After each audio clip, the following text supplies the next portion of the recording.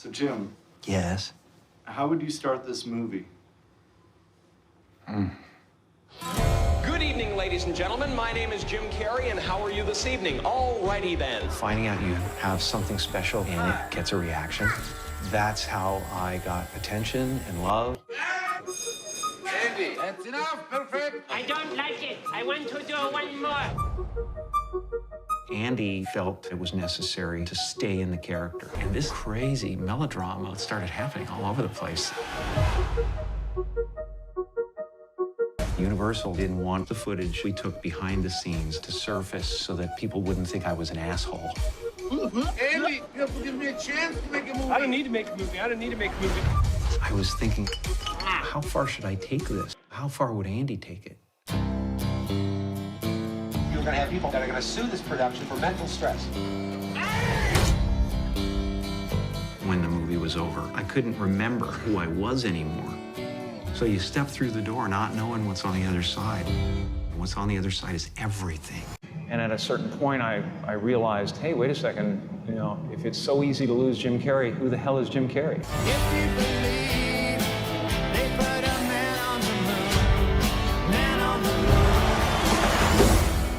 I know him as well as I can know him, but who do you know, even when they're right in front of you?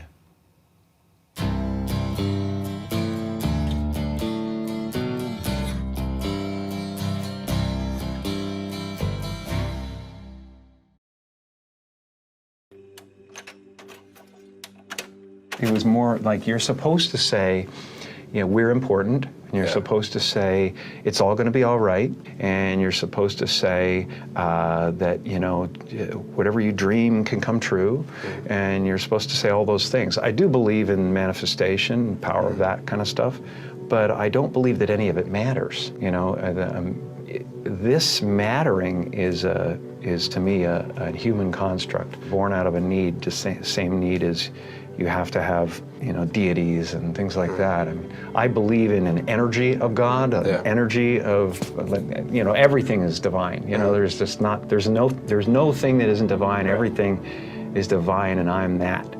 And it doesn't matter to me what's happening. I'm finding that ultimately the freedom from it is something people are kind of hungry for in a way. Right. They're like, I don't want to be me either. Right.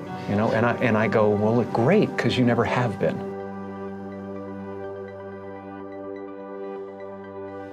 I believe that I had to become a famous, you know, idea and get all the stuff that people dream about and accomplish a bunch of things you know what this means, don't you? You know, that look like success in order to give up my attachment to those things. It's been a part of the evolution of ego is to spend your first half of your life acquiring and adding, thinking you can add to yourself, and it looks great. I mean, it looks great when you got a cool car and you got good, nice clothes, and you know, and you've done something that people admire, but it can never fulfill you. You can never be happy. You know what I mean? It's not where happiness comes from. And you know, I dealt with depression, you know, a few years ago, and people still think, well, he's going through it. You can tell he's depressed. It's not. I have no depression in my life whatsoever. Literally none.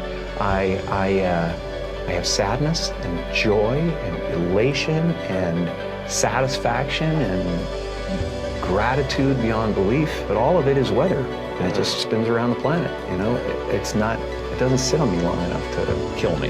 The happy place is realizing that you're everything, you know, and that there's no real you involved in the first place. You know, it's a weird little semantic jump that you make where it sounds like, well, that's totally fucking threatening, man. I can't not be me. I built this construct. And it's just ideas. Right. They're just ideas. You know, the only thing that separates you from an African American or an African Canadian is an idea. You know, and the weather, the adaptation to the climate, and whatever it is, I don't believe in any of it. And so the feeling of wholeness is a different feeling than meanness. They're all characters that I played, including Jim That's correct, Carrey, Wendy. including We all Joel wear Barish, masks, including metaphorically any of those speaking. things. They're all characters. You know, Jim Carrey was a less intentional character, Right. because I thought I was just building something that people would like, but it was a character, you know, so it's, you know, I played the guy that was free from concern so that people who watched me would be free from concern, you know, and then at a certain point you go like, okay, well, that's great, but you know, it's like the one thing, like people talk about depression all the time, the difference between depression and sadness is just, you know, from happenstance, whatever happened or didn't happen for you, or, you know, grief or whatever it is. And depression is your body saying, fuck you, I don't want to be this character anymore. I don't want to hold up this avatar that you've created in the world. It's too much for me, you know?